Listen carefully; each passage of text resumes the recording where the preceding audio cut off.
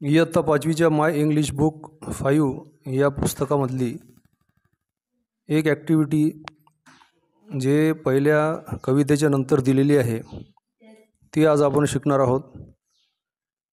ही activity कशी आहे हे आज आपण पाहू। बघा, या ठिकाणी A to Z असं लिहिलेलं आहे आणि सूचना दिलेल्या आहे इंग्लिशमध्ये। Observe the picture carefully to find as many words as you can for each of the letters from A to Z। मराठीत याचा अर्थ असा आहे की चित्राचे नीट निरीक्षण करा। A पासून Z पर्यंत प्रत्येक अक्षरासाठी त्या अक्षराने सुरू होणारे जास्तीत जास्त शब्द चित्रामध्ये शोधा, आहे की नाही। तर आता याच्यामध्ये पहा, याच्यामध्ये A पासून Z पर्यंत आपल्याला प्रत्येक अल्फाबेटने सुरू होणारे चित्र शोधायचे आहेत।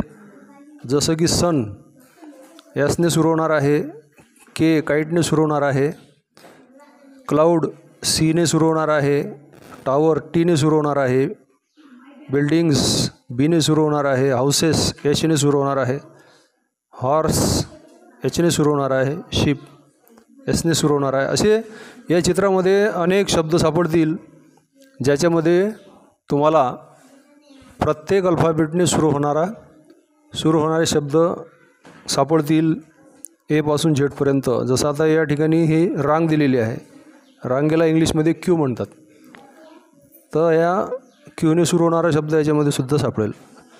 आणि झू झेडने सुरू होणारा जो शब्द आहे तो सुद्धा याच्यामध्ये सापडते। जसं की हा या ठिकाणी दिलेला आहे झू, याला आपण झू किंवा गार्डनसुद्धा म्हणू शकतो।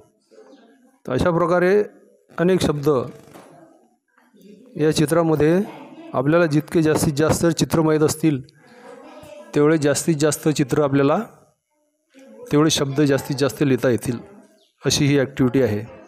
तर तुम्ही त्याची प्रॅक्टिस करायची आहे, ते शब्द लिहून घ्यायचे आहेत। Apple, elephant, ice cream, owl, umbrella हे शब्द या ठिकाणी नमुना दाखल दिलेले आहेत।